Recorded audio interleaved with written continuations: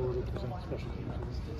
I mean, they're obviously a very athletic group. They have speed all over the field, whether you're talking about their cover units or their return game. So it's going to be a test for us. But, I think our guys have embraced those challenges the last couple of weeks. And, we'll prepare well this week. And I think they're going to be eager to play Friday night.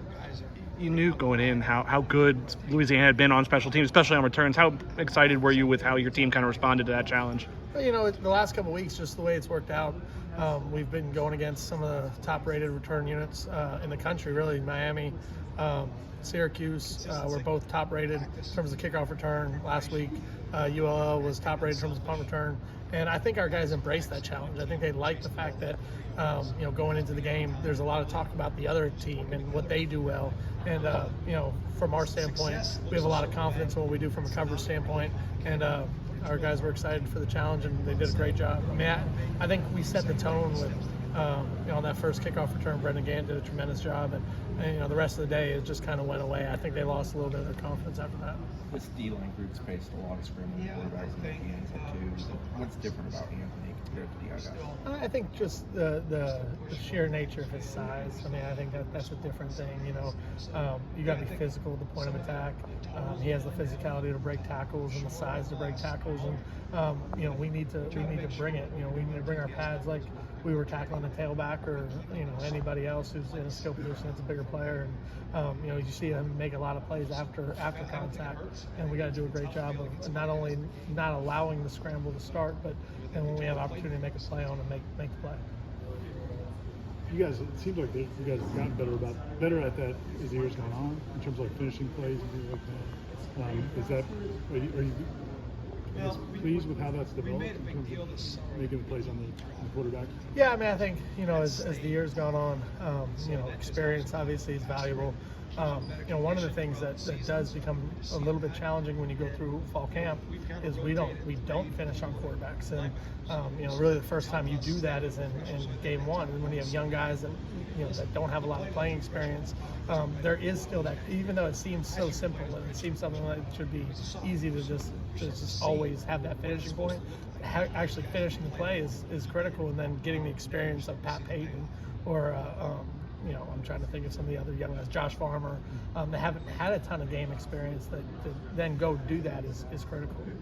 Byron Turner was banged up last year and earlier this year, but he's gotten in, I think, 2 games in a row on defense. How important is that for him, and how excited are you about what you've seen and what he can become kind of if he's able to string together healthiness here? Yeah, I was really excited about Byron coming into the year. I thought he was going to be a guy that would help us defensively. Did a great job on kickoff coverage in those first couple games that he was in, and then unfortunately did have the injury that kind of set him back for I guess a little bit over a month. But now that he's back and he's starting to move around better, I think it was critical to get him some snaps in the last 2 games and get his confidence back and get him some development, because I feel like going forward he's going to be a critical piece for us, in the future, and I want to get him as much experience as we can. So I'm glad that he's been able to get back and get some quality reps.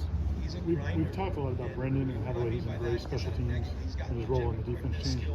Sydney's another guy that seems like he's done that. Right? Yeah, Sydney's kind of in that exact same role where he starts on 3 units. You feel his impact when he's out there. He does a great job on our return units. He's on the front line of kickoff return. He's a big part of our punt return unit. And then last week it showed up obviously on kickoff coverage. Went down, made a play, forced a penalty. I mean, he's done a nice job. And those guys are so valuable because not everybody. There's only 11 starters on offense and defense, right? So you still need those guys that might not start or play a lot on the other side of the ball to embrace the role that they have and how they can help the team. And Sydney's done a great job on special teams. Mike has done such a good job this year, but then Jamie steps in. It seemed like does he have that ability too? Yeah, I mean, Jamie, the thing with Jamie is like he's obviously supremely confident as a player, and he hasn't had any game reps with us, and your stomach turns a little bit when you have to make a change there, because as good as Mike has been, but I just look down at Jamie and like he's got as much confidence and swagger about who he is and how he's gonna do it.